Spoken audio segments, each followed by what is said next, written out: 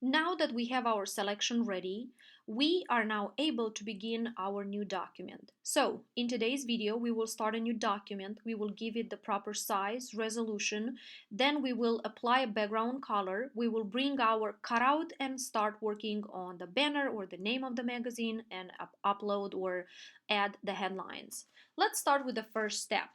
Bring in or start a new document. To start a new document, you do File, New. And then when you do that, you will have this box on the right that pops up that asks you, okay, what type of document would you like to work with? Make sure that under the units of measurements, you are working in inches. The width of your project is supposed to be 8.5 inches. The height is 11, so we're going to work with the letter size document. Under resolution, type in 300 because we are going to work with high resolution type of visuals. Color mode, you can leave it to RGB color since you're going to upload it as a digital copy. When you're done, you will hit create. Don't touch anything else. You can leave the background contents white. We're not really interested in the color profile and the pixel aspect, so we will leave those things by default. You will hit create and then you have something like that. You have a letter size document that is your magazine project. Now, first thing that I encourage you to do is, once again, make sure you clicked on the selection tool, unlock layer 0. Then you have a couple of options in terms of background. You can either upload or you can either use just a basic one color for the background, or you can apply a gradients of color. So let's do the gradients for now to just make it a little bit more fun. I'm going to find the gradient tool within your tools menu. Click on that. If you like the combination, you can just click, drag, let go, and there's the gradients applied. If you think this combination is too dark, you can always change it. How? Click within your tools menu on the combination of colors. Select the color on top, then click the color on bottom. Change the color for bottom. Hit OK. Then you click, drag, let go. And if this is a color you like, fine, you can drag the gradients from whichever corner you would prefer to have it as. So for now, I will leave it like that. Next step that I'm gonna do, I will click on my selection tool or my move tool. And before I bring in my cutout or my selection from the previous document, this is something I want you to pay attention to. So you see right now under my Photoshop program, I have two different things. I have the Adobe stock image that I worked with. I can click on it. But I also have the new document that I have started and it's right there. I am not able to bring the cutout from here to there by with having them placed like that. So I'm going to click, drag, let go, and I need to have them side by side. Click, drag, let go. There you go. So now I will be able to work on these documents or on these files at the same time. Click on your move tool, click inside your selection, and pay attention here. All you gotta do is click, access it, move, and let go. Click, drag, and let go.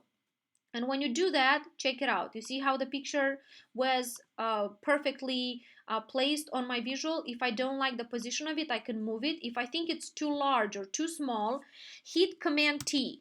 Command T or free transform. That's going to allow you to transform or to manipulate the size of a picture. Make sure you keep the right proportion though. Okay, so let me make it a tiny bit smaller. So her hair is inside.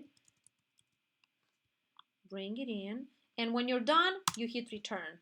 And when you hit return, your picture is uploaded right there. There it is. Here's my picture. Now I could have done a little bit better job on the edges, but since this is a video and I don't want it to be way too long, it will just have to work like that. So I already have a big chunk of my project done. I'm done with the Adobe Stock Visual. I can exit out. I don't need to save it. I brought it in. Now I can bring my document inside Photoshop again, pop it up, and now I need to work on my banner or the title of my magazine. How do you insert text? You gotta be clicked on the type tool. So I'm gonna click on the type tool, and remember, anytime you insert a text or you click on the type tool, there's going to be a text layer that's going to upload within your layer menu. So you see I have layer 0, which is my background color. I have layer 1, the cutout, and layer 2 is my text. So here I'm going to bring the name of my magazine. So let's say the title of my magazine is Look, L-O-O-K. So since she's looking, L-O-O-K. And I'm gonna have it large, big, cap letters. I'm gonna do Command A to select the text, and I'll change the color. I'll click on this color right there. Since that's too close to her hair color, why don't I choose, let's say, the color of her lips for that? Yeah, I like that. I'm gonna hit OK, and I'll enlarge it a tiny bit more. If I want to make the font size a little larger, within my options menu, make sure you clicked on your type tool. Right here, there's these two capital T's. When you bring your cursor on top, it becomes a little hand. By dragging it to the right, you see how the font gets larger. Dragging it to the left, it gets smaller. So right, larger. That's what I'm gonna do. Left, smaller. If I like the placement of it, I'm going to click on it, bring it up a tiny bit, move it. Perfect.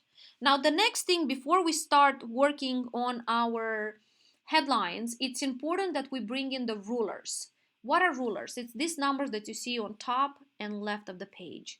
I'm assuming you might not have them. If you don't have your rulers in, you can bring them on. They are under your view menu. So click on view, scroll down and make sure rulers are selected. Why would you need that?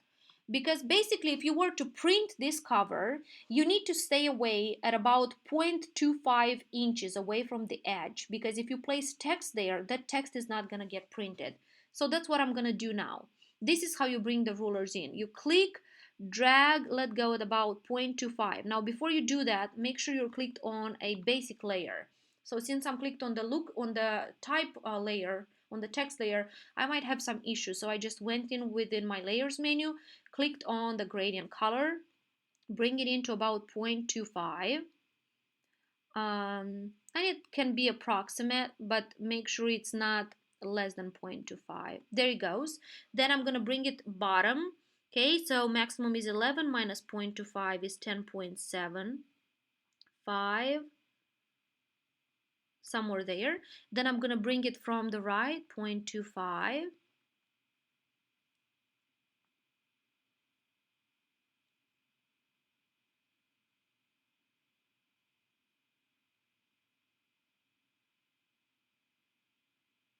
There it goes, perfect. And then 8.5 minus 0.25 is 8.25.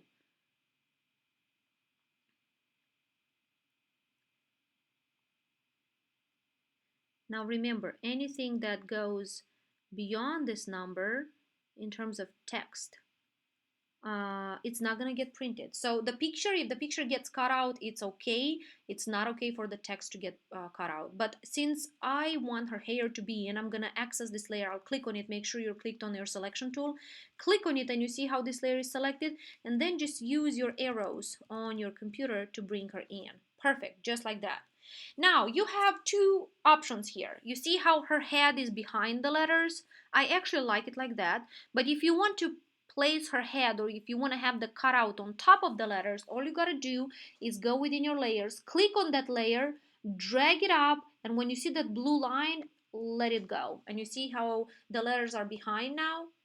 Looks good too, but I like it the other way around. I like it better. There it goes.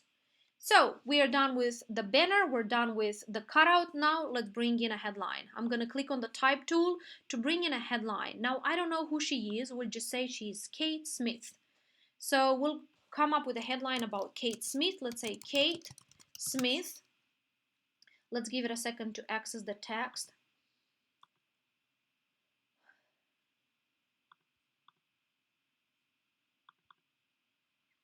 You see my computer is really slow because and it could be that I don't see. Okay, so if you have this problem, you see I see the letters here within my layers, but I don't see them pop up on the screen or on my cover. That means that's because of a couple of reasons. One, it could be that the font color of my text is the same as the background there.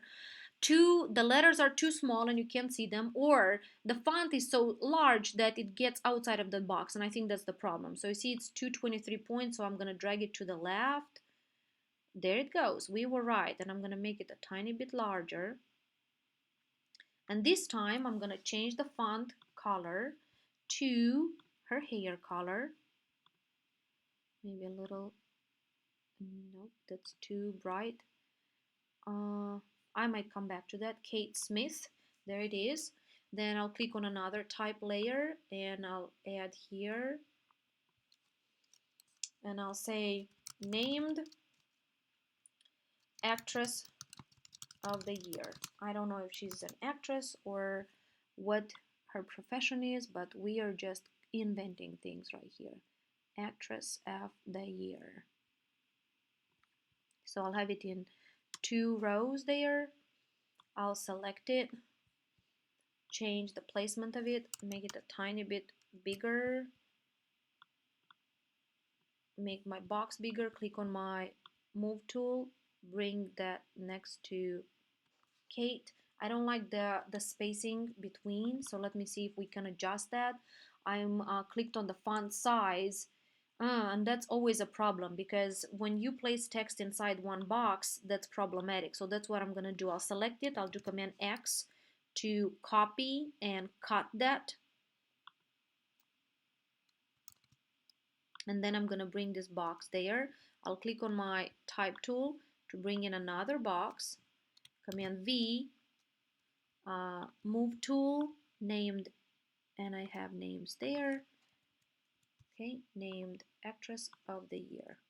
So let me double click inside, fix that issue, named actress of the year. There it goes. So now I have my first headline. Remember, your first headline, it's important for you to have something that relates to the picture. I don't like the placement of it, so I'm gonna just play with it, and that's what you'll have to do with your project. You gotta play with it until you like what you see. Make sure just visually it looks pleasing and it's all clean and organized. So that's something I would do. So this is headline number 1. Now you need to add 4 more headlines. So let's say you are gonna have headline 2, then you will have headline 3, and so on.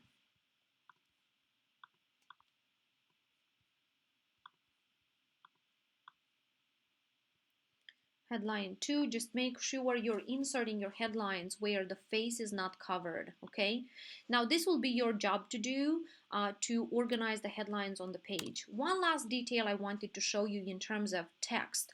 If you want to apply effects on a text, make sure you access that layer that you're wanting to apply. Go within your layers menu and don't click inside the T, don't click on the word, click on the gray section, double click there, and when you do, this will pop up on your screen. Now, if you click around here, you will see how special effects apply. So you see I did bevel and emboss. Check it out. You see how a cute little effect was applied. I can apply a stroke if I want to. I don't think that's necessary for now. I can do a satin. I can do a drop shadow. If I prefer, I think the drop shadow looks better. And when I'm done, I hit OK. Then I'll do the same thing with Kate Smith. Double click on the gray section right there. Bevel and emboss. Let's check out the satin.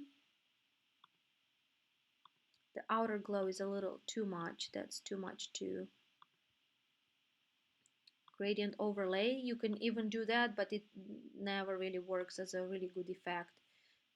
Hit OK, and you see I have Kate Smith named actress of the year.